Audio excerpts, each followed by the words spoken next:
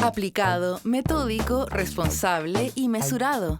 Estas características le han dado el empuje necesario a Fernando Lund para dedicarse tenazmente al desarrollo de la ciencia de materiales. Una mente abstracta que poco a poco fue llevando a la práctica soluciones que parecían estar en el ámbito de las teorías de la física. Una mente virtuosa que se dedica con la misma entrega a mejorar el tratamiento de ciertas enfermedades neurodegenerativas u optimizar la construcción antisísmica. Desde chiquitito para mí era importante hacer ciencia en Chile, no era ser científico. Fernando Lund, una mente brillante.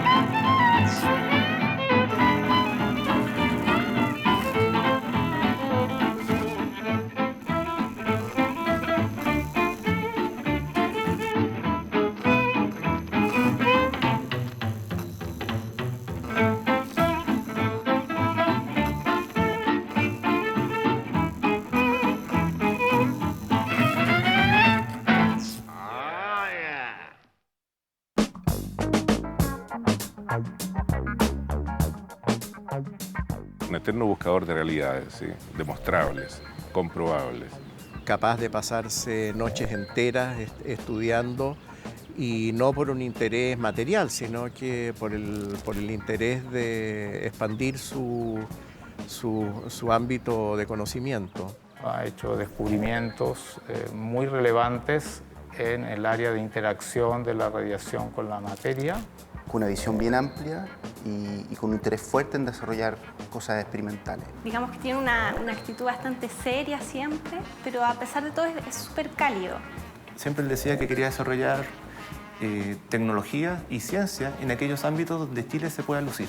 Se hace preguntas que es lejos lo más difícil. Responderlas es parte del camino, pero hacerse las preguntas interesantes, las correctas, es lejos lo más difícil y es lo que lo motiva. Como ese germen de investigar, de siempre cuestionarse las realidades y buscar por qué son, las causas, etc.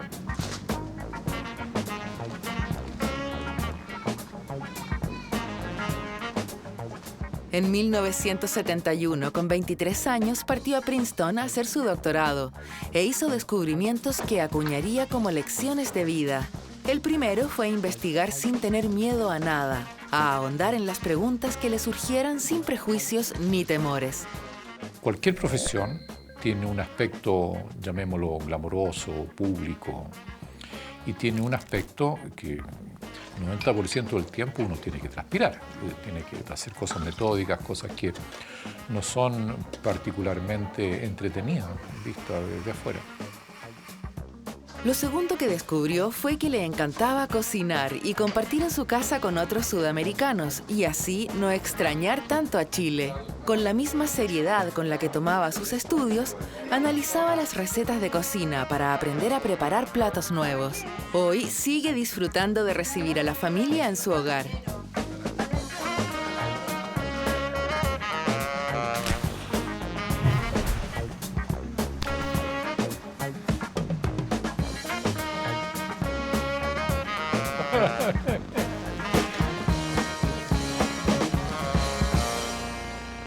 La búsqueda espiritual de Fernando fue muy profunda en su adolescencia, hasta que empezó a ser científico, y en la parte de ciencia, cuando estuvo ya con conocimientos científicos más profundos, se dio cuenta de que las verdades tienen que ser comprobables. Yo diría que hay un hilo conductor en todo mi trabajo científico, que es lo que ya te he mencionado varias veces, que es la física de las líneas, ¿ah? Y ver cómo algunas ideas abstractas se pueden usar en temas que aparentemente son muy diversos, como en los fluidos, o en los materiales, o en otras cosas. La relatividad general de Einstein fue una de las cosas que me motivó principalmente cuando fui a hacer mis estudios de doctorado. En esa época era tratar de juntar la física de las cosas grandes, encarnada en la relatividad general de Einstein, con la física de las cosas pequeñas, encarnada por la mecánica cuántica, con nombres como Niels Bohr, Werner Heisenberg, Max Born, Werner Schrödinger. Yo creo que no hay ningún físico de mi generación que no haya sido influido por ellos de alguna manera u otra. Por el lado de la familia Lund, su bisabuelo llegó a Sudamérica contratado por el gobierno peruano para construir un puente sobre el río Rímac. Su abuelo se casó con una mujer peruana y emigró a Chile. Los Plantat viajaron desde Francia a Panamá, pero el temor a la fiebre amarilla los redireccionó a Argentina y luego a cruzar la cordillera.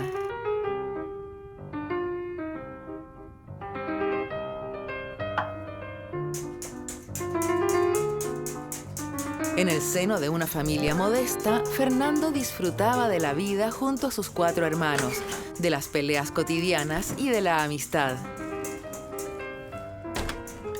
Sus primeros años estuvieron marcados por el trabajo de su padre como vendedor de quesos, por la música que le inculcaba su madre y por la influencia de su abuela, que le cantaba y contaba cuentos en francés.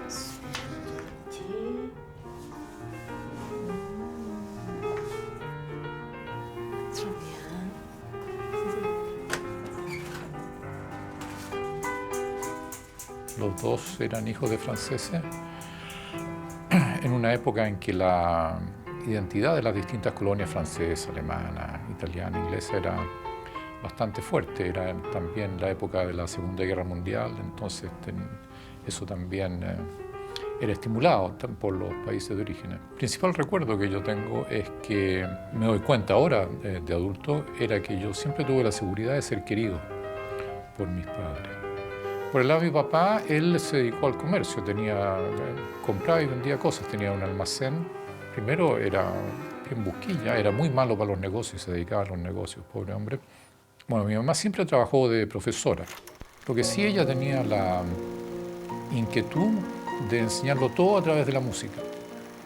Enseñaba matemáticas a través de la música, caligrafía, lo que tú le pusieras por delante,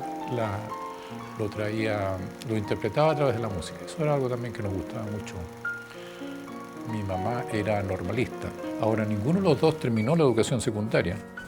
Mi hermano y yo somos la primera generación en la familia que no solo que llegó a la universidad, sino que terminó la educación secundaria. Y con mis hermanos, bueno, teníamos los conflictos típicos. Éramos 4 hermanos con una situación económica bien modesta, entonces tenía una casa chica, qué sé yo, nos peleábamos porque quién iba acá, quién iba allá. Pero en general yo creo que nos llevaban bastante bien, nos hacían tolerarnos unos a los otros, ayudarnos. Eso nos insistía mucho, lo importante que era que los hermanos se ayudaran, eso era algo que después duraba para toda la vida. Y los paseos de la nieve eran fantásticos, todos los 4. En la camioneta de mi papá, una Chevrolet del 50, esas grandes, las Carriol. Hoy en día son como las Suburban de hoy, ¿no? Pero en los años 50, una camioneta que le llamaban la camioneta elástica en el colegio, porque siempre íbamos los 4 hermanos con mis papás, mi mamá, y siempre llevábamos 2, 3 amigos del colegio a la nieve, a Farellones. Fernando siempre estudiaba y, bueno, no era solo un buen alumno con buenas notas en la matemática, como muchas veces se entiende la inteligencia o la filosofía, no sé, pero era primero en todo, primero en religión, primero en arte, primero en matemática, en biología, siempre fue el primero del curso. Le iba muy bien en el colegio, fue famoso en el colegio porque siempre ganaba los premios. Cada vez que me dicen a mí, tú eres Lund Plantat, oye, pero tu hermano, eres tú, tu hermano el que se ganaba todos los premios. Siempre salía Fernando adelante con los grandes premios. Mi madre, al detectar en él esas condiciones, se preocupó mucho en potenciarle esas habilidades, ¿no? Yo siempre repito que él se quedó con todas las neuronas de los 4 hermanos, porque siempre fue brillante, siempre obtuvo el premio de excelencia de su promoción en el colegio. Presidente de la Academia Literaria, presidente o no sé, encargado de las comunidades religiosas, un eterno buscador de conocimiento en todas las áreas, sí. Pero no porque fuera en lo que hoy día se denomina el Mateo, sino que Fernando yo creo que nació con algunas virtudes especiales o disposiciones a desarrollar ciertas virtudes. Y una de ellas la laboriosidad. Fernando es un tipo muy trabajador que tuvo la suerte de descubrir muy temprano lo que él quería hacer, que era dedicarse a estudiar la física. Una cosa que me impresionaba mucho, porque creo que la mamá lo levantaba o él se levantaba, entonces él tocaba piano y ensayaba antes de tomar desayuno. ¿Te imaginas lo que es eso? Yo me acuerdo que yo me acostaba vestida para ir al colegio, para que en la mañana no tener que perder tiempo en vestirme. Entonces amanecía toda arrugada, pero no me daba lo mismo. Y Fernando se levantaba 1 hora antes para tocar piano y después tomar desayuno y después partir al colegio. Él estando ya en sexto humanidades, mi madre lo potenció que fuera una beca de intercambio estudiantil a Estados Unidos. Y fue 1 año estudiar en Estados Unidos. Durante su intercambio en Estados Unidos el año 1965, tuvo muchas clases de ciencias que despertaron su interés. La física, un área bastante desconocida en el país, era una disciplina consolidada en Norteamérica. A Chile volvió convencido de que ese era su camino. Para mí, por lo menos en esa época, recuerdo, era importante el apoyo de mis papás. O sea, yo para un niño en el Chile de los años 60, de 15 años, decir, me quiero ir por 1 año a Estados Unidos, era una novedad. Si bien le iba bien en todos los ramos, en cuarto medio la ciencia cautivó su atención. A la hora de escoger qué estudiar, decidió jugársela por entrar a la nueva Facultad de Ciencias de la Universidad de Chile. Mi padre, recuerdo muy bien, una noche que estábamos cenando en el fondo de la casa, en esas casas con parrón en el fondo que habían, donde estábamos nosotros cenando, y decía, mi papá dijo un día, jóvenes, les voy a preguntar a Fernando delante de ustedes por qué quiere estudiar física. Porque la física era algo como lejano, especialmente en Chile de los 60.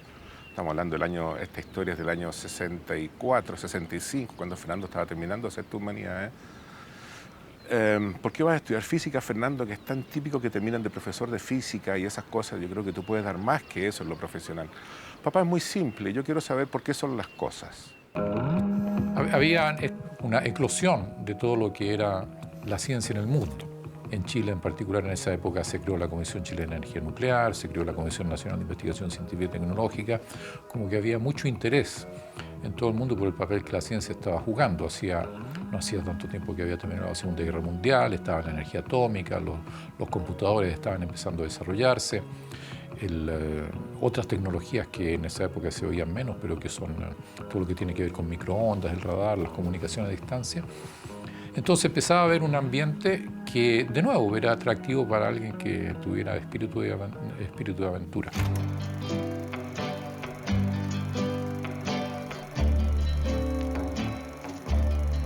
Luego de terminar su licenciatura en ciencias, Fernando decidió volver a Estados Unidos. Escogió la Universidad de Princeton para hacer su doctorado en relatividad general, un tema que apasionaba a todos los físicos en ese momento.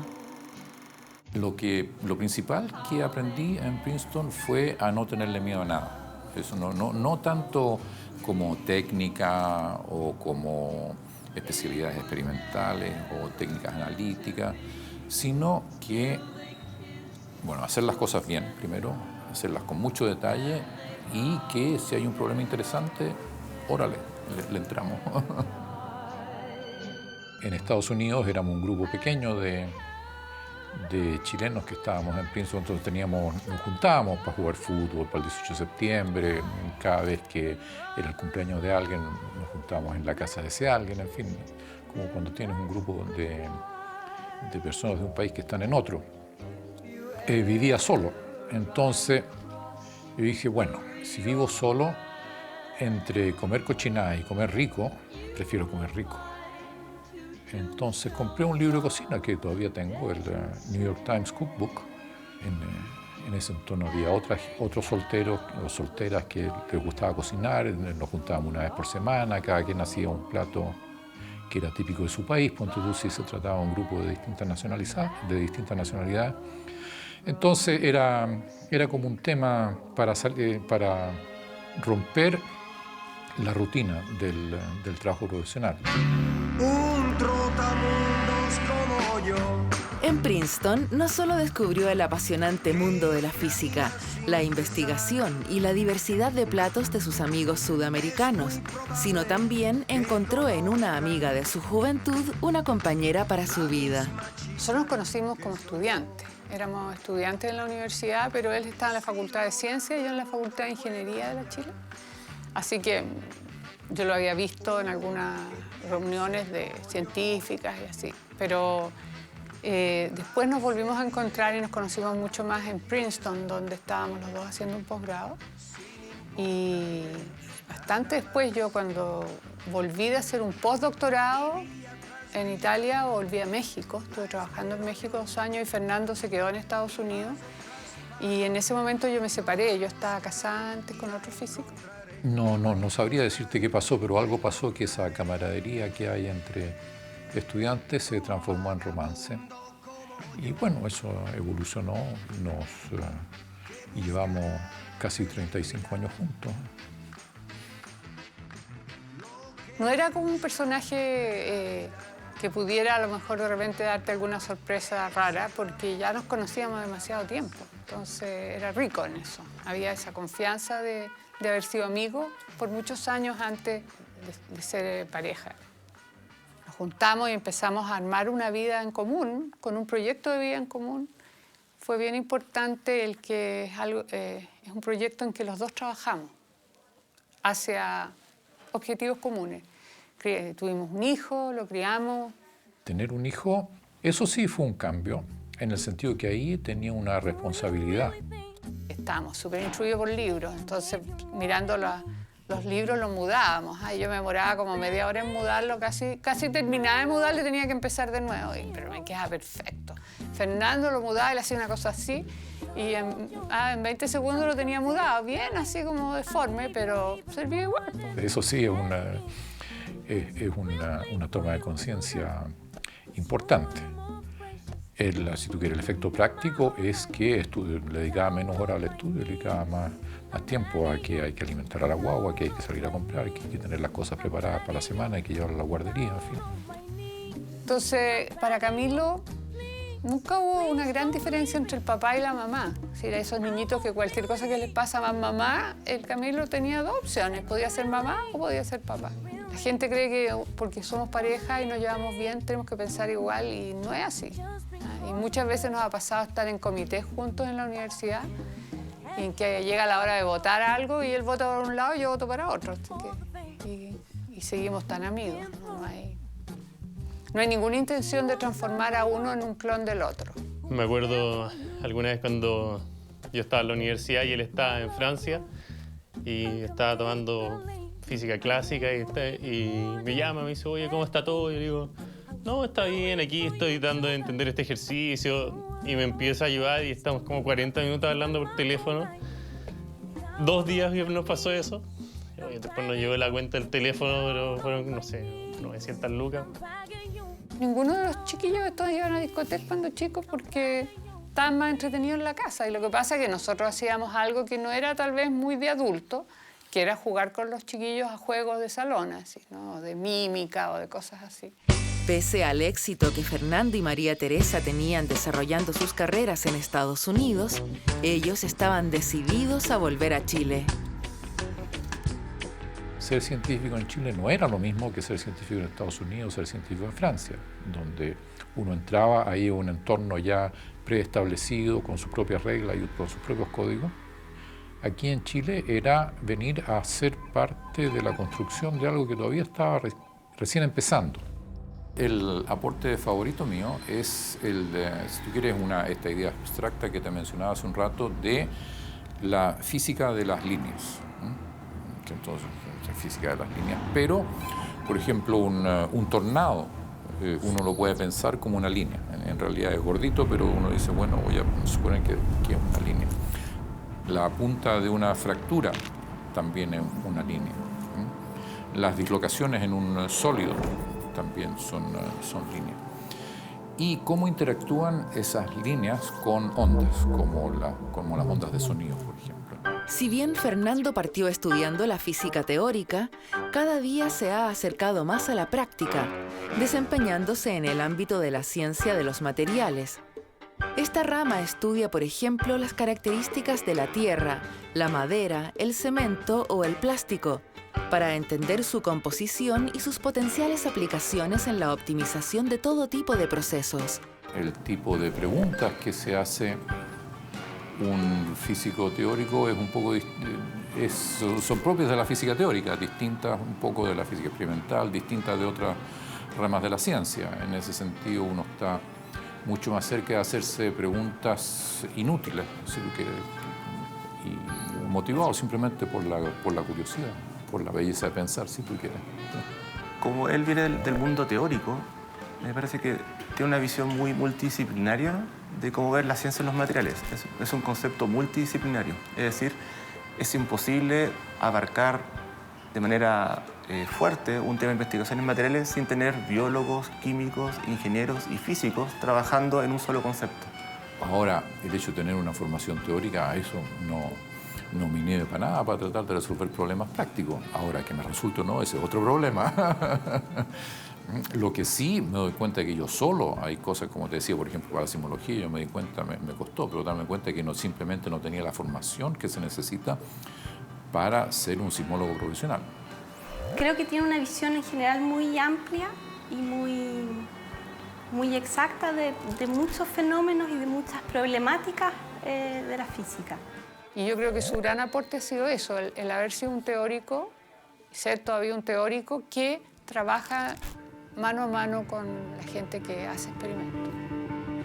La física necesita una cierta capacidad y facilidad para el pensamiento abstracto, tratando de caracterizar el desorden, porque no hay herramientas teóricas, muchas, que puedan cuantificar el desorden.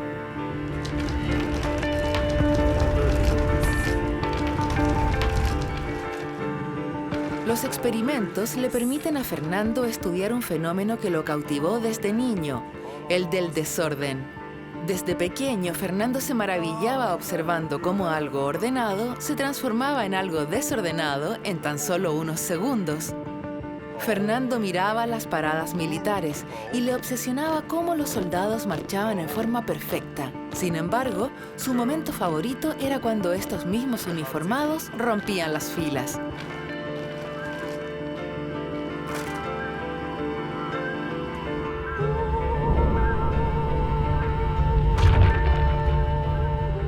Para Fernando, el eje era priorizar investigaciones en la que Chile pudiera lucirse, aprovechando la cantidad enorme de recursos naturales y sus potenciales aplicaciones. Por eso, tras volver a Chile durante los primeros años de la década de los 80, decidió estudiar un fenómeno propio del país más sísmico del mundo, los terremotos, y la forma en la que los materiales reaccionan ante estos eventos. Años más tarde, bajo esa mirada, nació el CIMAT, un centro FONDAP multidisciplinario alojado en la Facultad de Ciencias Físicas y Matemáticas de la Universidad de Chile.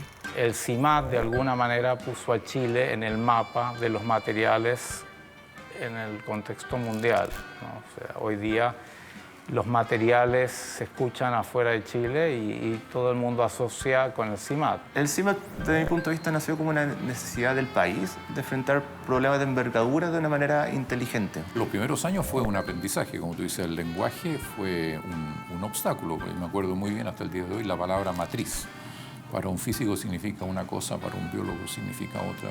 Y nosotros, cada quien hablaba de las matrices y no entendíamos nunca.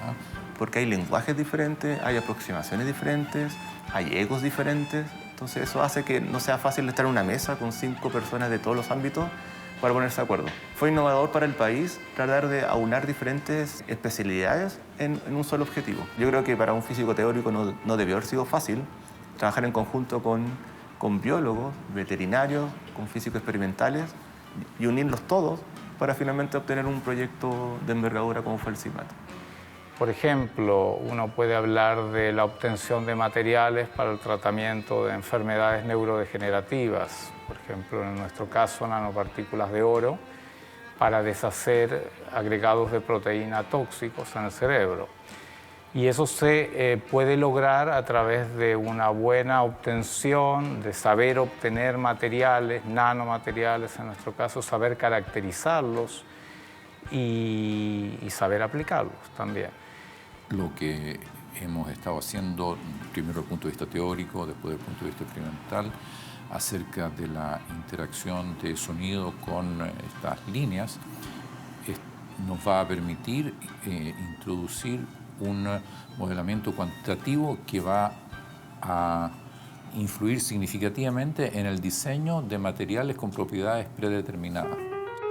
El año 2001, en reconocimiento a sus aportes en las áreas más diversas, desde la óptica de la ciencia de los materiales, Fernando recibió el Premio Nacional de Ciencias Exactas. Es un premio importante, es el país que te dice, Fernando, estamos contentos contigo, lo has hecho bien, y eso sí es una cosa importante. Yo diría para todos los científicos que conozco, el reconocimiento de su trabajo es algo que les importa. En ese sentido, tal vez es parecido al trabajo de un artista también, que lleva mucha pasión, tiene una componente creativa muy importante. Del momento en que a él le entregan o le hacen este reconocimiento, como que volvió a reconocer sus nexos familiares, sus lazos, y hoy día tenemos esta relación que tú la ves aquí, que no se daba hace 15 años. Con su calidad humana e intelectual, Fernando logró unir a un grupo de científicos de renombre. Con Temple definió cuáles eran los problemas importantes y las directrices para enfrentarlos. Fernando Lund, una mente brillante. Sí, creo que tenía y sigo teniendo un gran espíritu de aventura. Eso, la aventura me gusta mucho, ¿no? Eso de conocer horizontes distintos, conocer gente distinta, tener experiencias nuevas. Eso me ha gustado siempre y me sigue gustando.